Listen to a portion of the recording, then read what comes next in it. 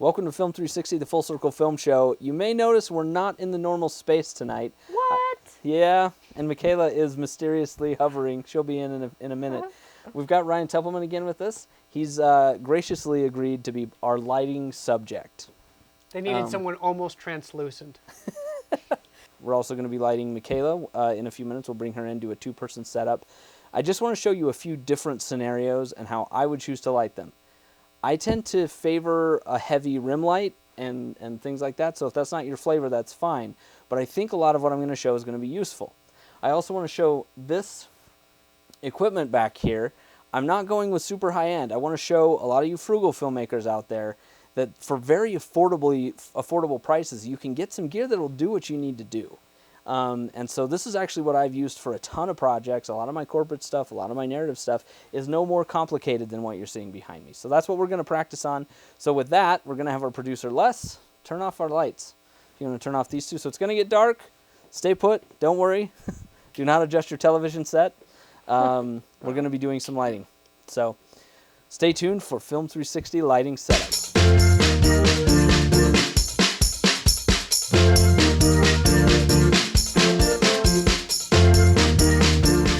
So I'm going to be just walking around and lighting, and guys, feel free to participate as much as you want.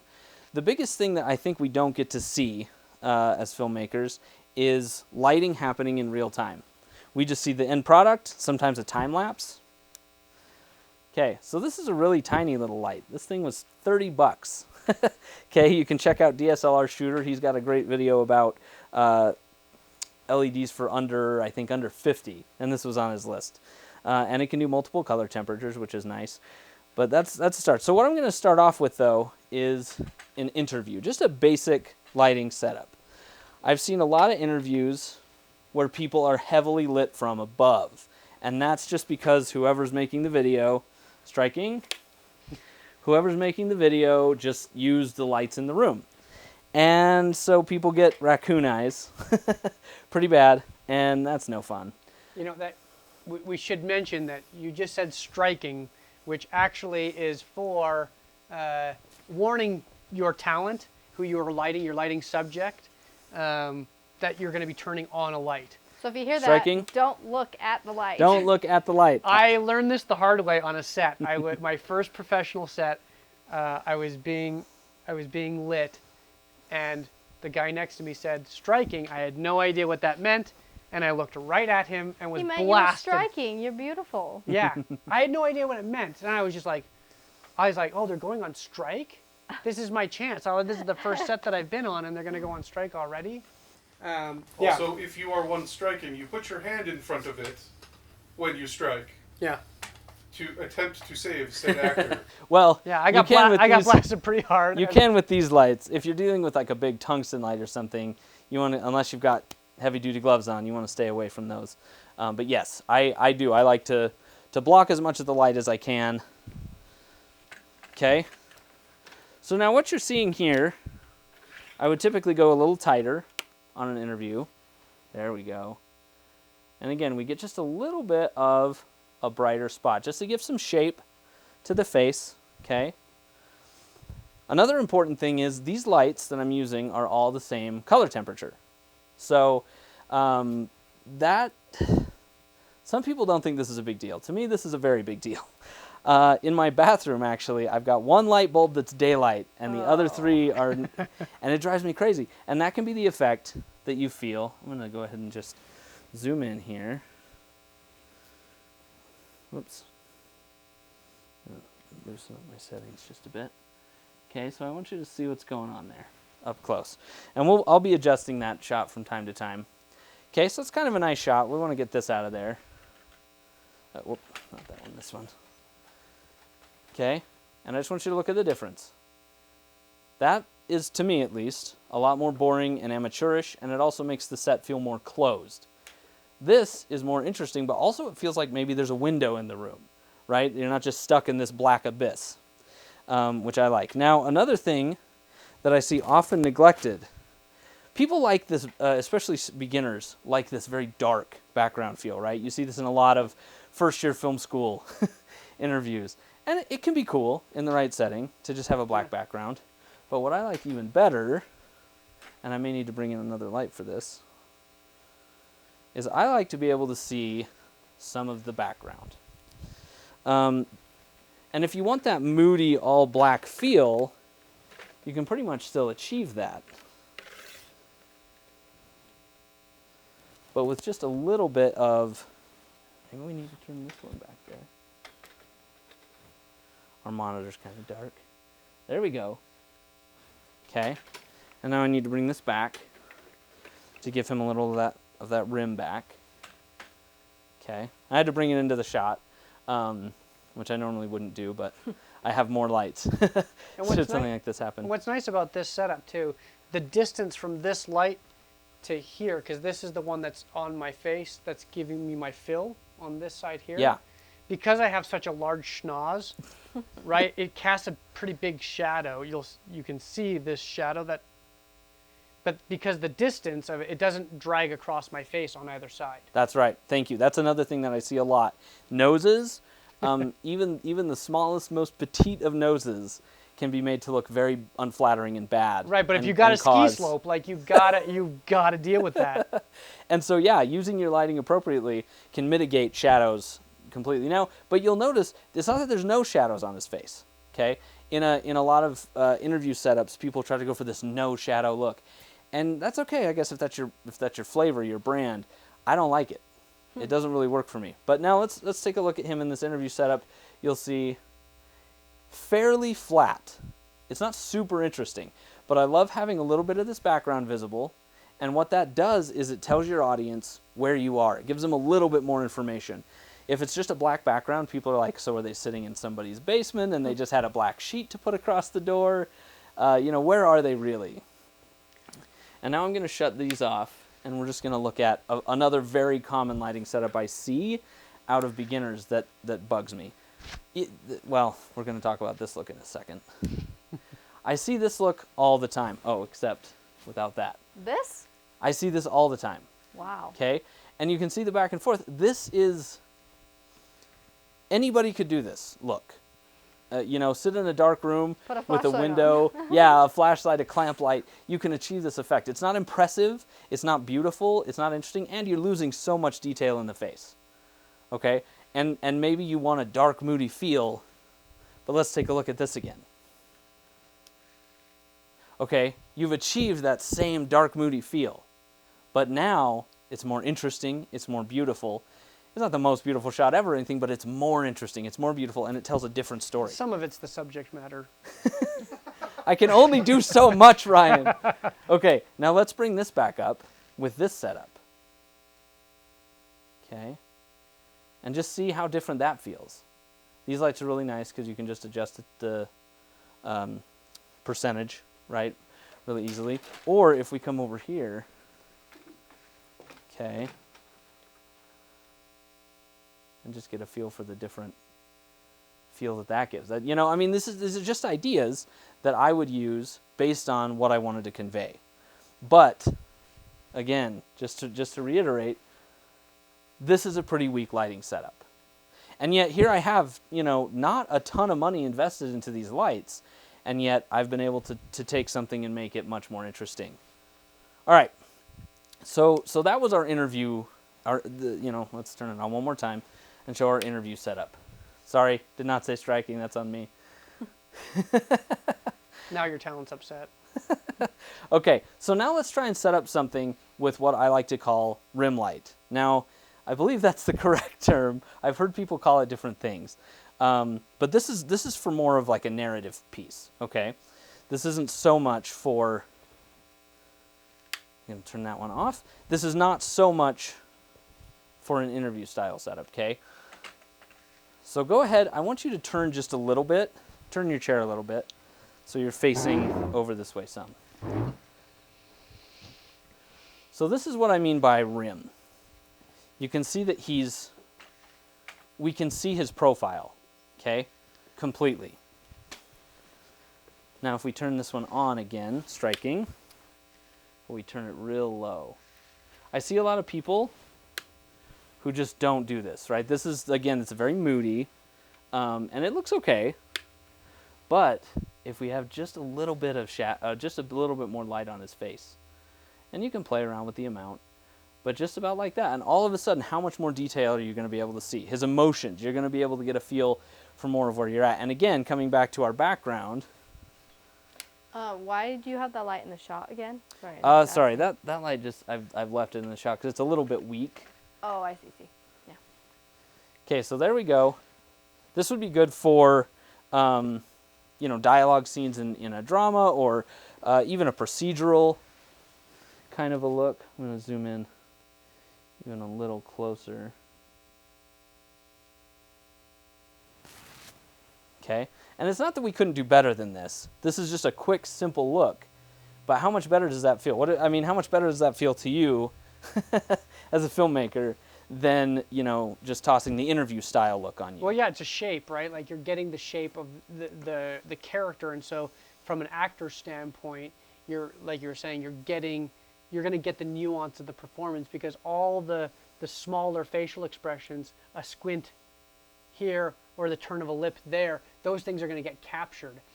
If I'm acting in the dark, then you don't get those subtleties, and then the performance is going to suffer, and then the audience doesn't get all the communication that the talent is trying to give you. Yep, exactly right. So that's a feel, and I hope you're being able to see where I'm putting all these lights. Is this one blocking too much? A little bit. Okay, we can move that one because we're about to switch setups. I want to bring in Mikayla, and now I'm going to show you how to kind of adapt this into a two-person setup. All right, this is a good note we're getting from Les, our producer. So we're going to take a second and kind of adjust some things for the sake of safety. But where's my soapbox? I need to get on a soapbox. It's an Apple box in our business, Yeah. and no, actually, he makes a good point. Make sure to stay safe. We actually have mic cables around because we're using wired mics. So stay safe, stay smart. But real quick, actually, right now we're gonna adjust some of our cables. So now's a great time for some sponsor love. So quick thanks to Creative Stream for letting us shoot in their space. Voyage Direct Primary Care, they've got an awesome healthcare product. Check them out at voyagedpc.com, and also Summa Business Law. Check out their stuff. We'll be right back. Oh, accursed one. I shall have my revenge. And cut. Sometimes you need a place to get that perfect shot. Whether it's in a mystic land, a galaxy far, far away, or in an office not so far away. But most people don't have the resources for a full studio or the money to rent one. Enter Creative Stream. Creative Stream was built from the ground up with creators and business needs in mind. It's the perfect space whether you're making a YouTube video, recording a corporate training, or just getting those final shots for your latest feature film. Creative Stream is pre-lit, and the state-of-the-art LED lighting setup allows for effortless lighting adjustments that will make your work stand out. The studio features a white cyc wall, a green screen, and a beautiful talk show set. Creative Stream has fantastic prices for professionals and even offers special pricing for student filmmakers. Whatever the size of your next production, Creative Stream can make you look your very best. To learn more or schedule your next production, visit www.creativestreamstudios.com. Peter is self-employed. He works hard to provide for his family, but he's found it almost impossible to provide them with decent health care. The cost of insurance keeps increasing while the coverage decreases, so Peter spends more to get less. And even with insurance, he often avoids taking his family to the doctor because of high deductibles. It's hard to get a timely appointment, and it's even harder to fork out hefty copays when visits rarely last more than 10 minutes. Enter Voyage Direct Primary Care. For one low monthly fee, Peter can provide his family with easy access to their own personal doctor, who specializes in caring for the whole family. Voyage Direct Primary Care is like the Netflix of medicine, but instead of unlimited movies, members get unlimited relaxed office visits, easy access to their doctor via text, phone call, video chat, and even an occasional house call. Say goodbye to copays and deductibles. Say hello to affordable, personalized healthcare. Voyage Direct Primary Care is fixing healthcare. Sign up today at voyagedpc.com. Running a successful business is hard work, and navigating the complexities of the law is time-consuming and even costly. There are so many legal considerations: business formations, entity selection, taxes, partnership agreements, licensing, hiring employees, business contracts, non-disclosure agreements, sale of a business, estate plans, and mergers, just to name a few. This is more work than most business owners can handle on their own. Let Summa Business Law guide you through each phase of your business and help your business achieve further growth. Summa Business Law offers a flexible subscription service that makes it possible for anyone to have access to the business counsel they need. A monthly subscription can give you access to document reviews, protecting you from potential legal threats, one-on-one meetings, as well as business and legal advice. We offer mobile services that come to you to save you time and money, and calls and emails are available at any time at no additional cost. Contact Summa Business Law today to schedule your free consultation and help your business reach its potential. Welcome back. We're going to look at a two-person setup now. Two-person setups can actually be a lot more intimidating when you're starting out and a lot more complicated, but really they're not actually that much more complicated, even if, and I'm going to go for that rim look still, because that's what we were just working on, okay? The interview setup that I started with, that essentially doesn't change. You might move the lights back a little bit, you might bring in a third one, but it's that flat kind of a look, so we don't need to worry about adapting that one. Now, I do want to talk about this kind of a rim look like you're seeing on Mikayla. This is, I like this a lot for certain situations, and I'm creeping in the dark there. I like this look a lot for certain location situations. She can't move her head too much, so, you know, I prefer to go, and I would go off screen, but I'm kind of running into the back of the wall. But if we want to get a little bit of rim on Ryan's face, so we're going to have you guys face each other just a little bit more in your chairs. Just in the chairs? Or Just in the chair. chairs? You don't have to scoot the chair if you don't want to. Okay. So in order to, I'm going to bring this up. Okay.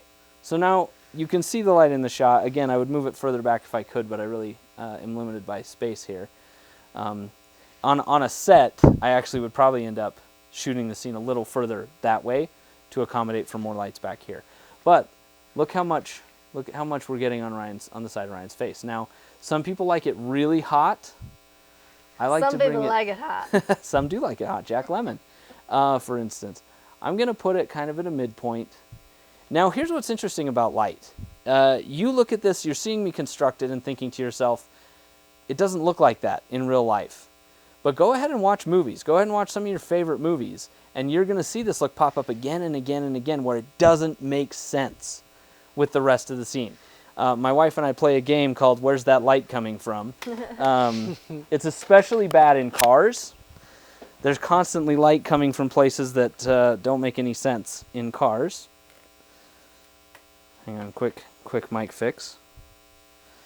But the reality is, a lot of times movie lighting doesn't technically make sense if you analyze it too much. But it looks nice. We like it. It's pleasant to look at. Okay, I'm going to turn this one up.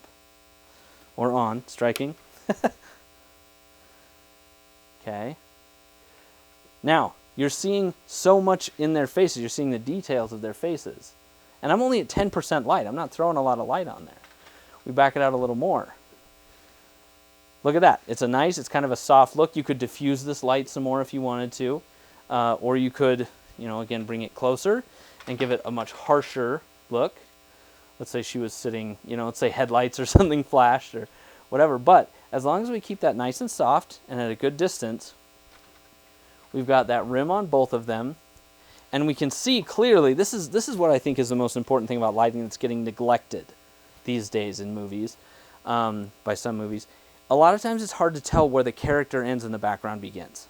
Separation. Right? Separation. And that's your whole goal with a lighting setup, isn't it? Just separate the talent from... It's like a painting. You have a focal point. And that focal point should be very obvious. And in most paintings, even if they're not your flavor of painting or whatever, that focal point's very obvious. Abstract art, a lot of times, it's still really obvious. But in a bad filmmaker, a bad cinematographer, DP, does not understand how to set this up and make the focal point clear. Okay, and again, I personally really like to have some sense of where my actors are. So here we are, and we just have that tiny little bit of light. And so maybe we can't even tell exactly where we are, but it's interesting now. That almost looks like, rays of light, or it could look like a lot of things, but it's far more interesting. Yeah, so much of filmmaking is directing the eye, Yeah. where the eye goes, and so concentrations of light, we're going to naturally put our eyes to.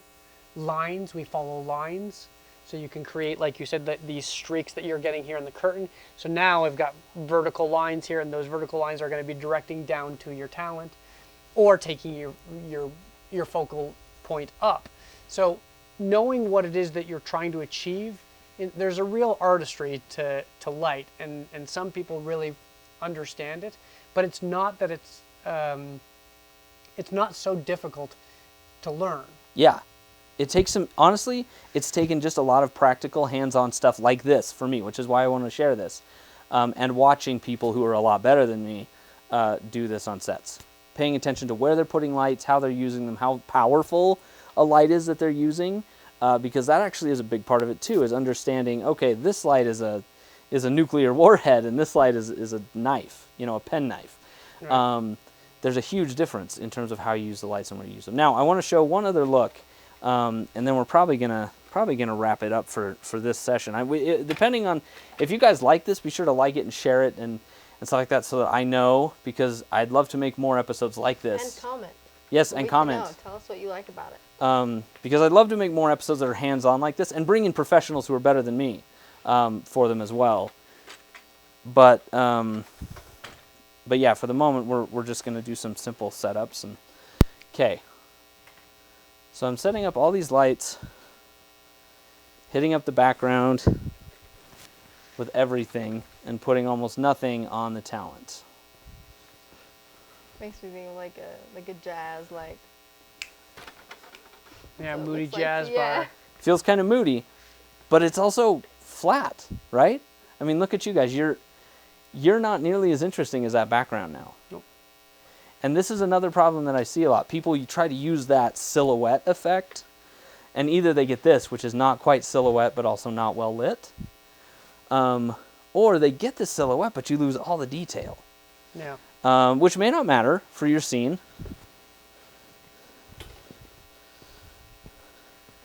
And it can be really cool. I mean, Citizen Kane, tremendous use of silhouettes. Lots of movies use silhouettes really powerfully, and I love them, but they have to be used at the right place and time. So now we bring in just one other light, and sometimes this might be all you have. And let's say she's the one who's important at this moment, and we don't know much about him. That could work. They're equal importance. Okay, and I'm just kind of showing how different positions of this light and different volumes impact how you feel. And of course your camera settings can play a role in this as well, but you don't want to rely on your camera to judge your lighting. I actually have a little external monitor that is terrible, but I use it as a lighting guide, because through it I can see the contrast, I can see the play of light, and even though I can't really judge color at all, it's so bad at color rendering, but this is what it really excels at, is just showing me lighting. Okay, so that's better. I can see their faces a little bit more, but I still don't like it. But all of a sudden, we introduce just a tiny bit of rim on one, even just on one of them. We're not even getting much on Ryan over there. Okay, but how much more interesting does the shot become with just that little extra bit? And let's swap these two. Okay, and we'll get some strong rim on there.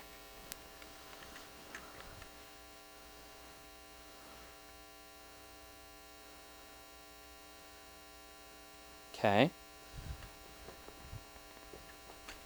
Bring this to the front. We've preserved some of the moodiness, but now if this is a dialogue scene, we can see you.